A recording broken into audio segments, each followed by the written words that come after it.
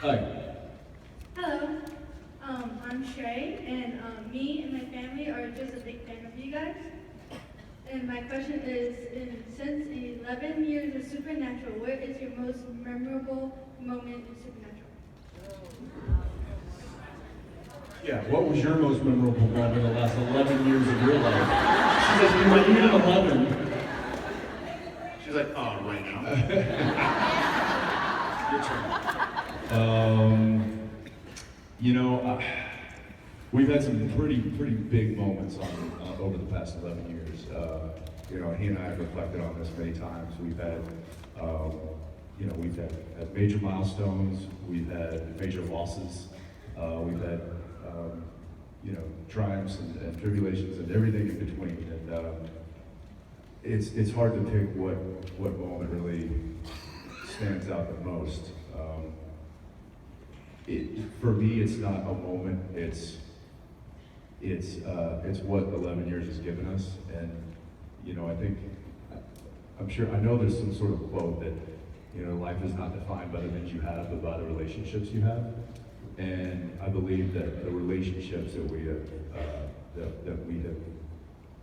acquired over the course of the show is the greatest thing that we've got.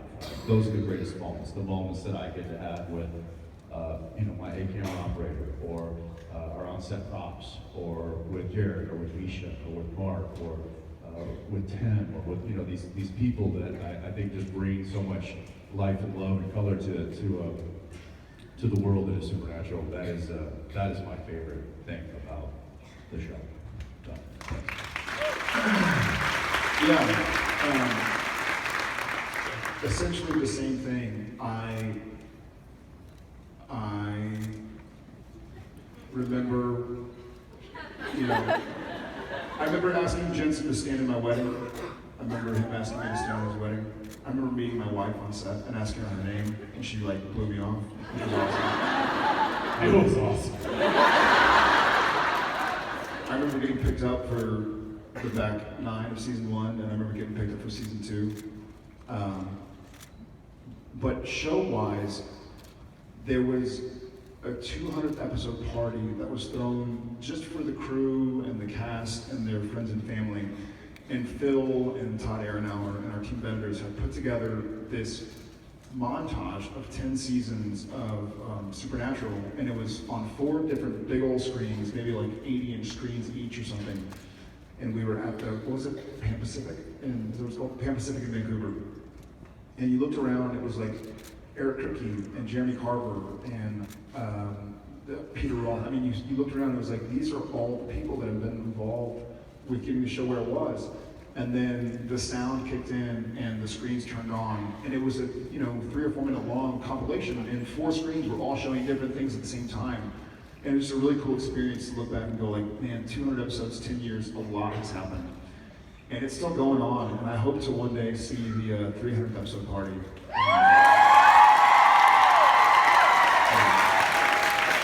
But that's what's happening. Thank you very much. Thank you very much. Hi there. Hey guys, my name's Emily. My question is for Jensen. Sweet. So I'm a technical theater major. This year I've recently been doing a lot of work in the theater. And Jensen, with your directing and acting, I was wondering how you manage the multitasking and time management. Great question, technical question. We have an unbelievable team of ADs that have really helped facilitate the expediting of everything that we've done for the past 11 years.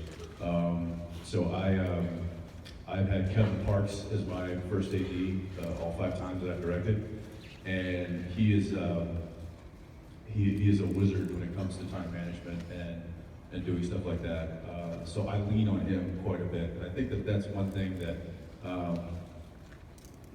in my opinion, the directors that come on our show that haven't directed it before and really succeed at doing so are the ones that are available and use the talent that is the crew that is around them, because they understand it, they know it, they know how to facilitate it, how to get things done.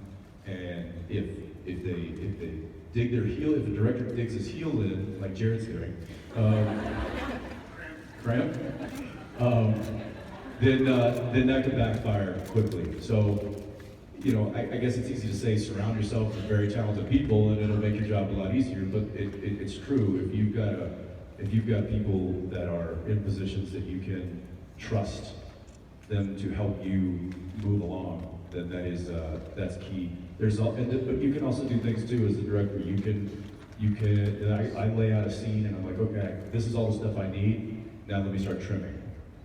What is excess here? What don't I need? What can I take away that still gets the story told properly? But the key element is to always tell the story and don't sacrifice that. So, thank you.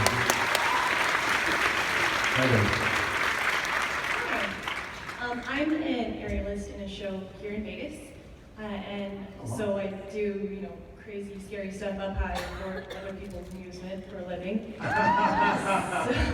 I just wanted to know what the scariest or most exciting stunt you guys did yourselves you didn't give to your stunt guys. Well, I was going to tell you a cool story about us jumping 12 feet through a church window, but if you're an aerialist in Las Vegas, then 12 feet is probably like what you do in your sleep. It's not that hard.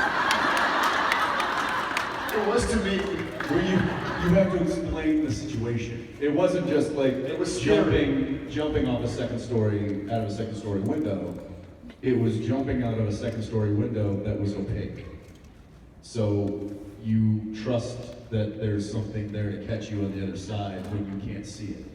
So it's essentially jumping with your eyes closed. And She's I like, think- yeah. She's like, yeah, my eyes are closed most of the time. That was a bit of like a mind-body disconnect. It wasn't mortifying. Yeah, by any but once I means. did it once, I was like, oh, let's do it again. Another thing that I wouldn't say was scary, but was like, oh, this is gonna suck, was the bees, because we knew we were gonna get stung. So it wasn't scary, but we didn't think we were gonna die. We knew we weren't allergic. We were like, well, this is gonna suck. All right, let's go swat 40,000 bees as they're like pissed off at us. That was pretty scary. They don't let us do a whole lot of the big, you know, getting tossed and getting air rammed 30 feet and stuff. It's just a liability. I mean, not Todd, but another guy who stunt doubles for me, Jesse, he got air rammed about 40 feet last year and snapped his collarbone. And so, you know, he's healed, he's fine, he's great, but that obviously put him out, and they can't afford something like that to happen to your eye, even if, you know, some little guy named Oscar Chow decides to break your shoulder. Master Chow. So they don't let us do those big ones. I've often wanted to do. I've been like, I want to do that. That looks fun, but it's more of an insurance thing. They don't let us. So they will let us do a lot of the smaller hand-to-hand stuff, throwing ourselves into bookcases, things like that. But yeah, at the end of the day, we kind of are handcuffed by liability. So Yeah.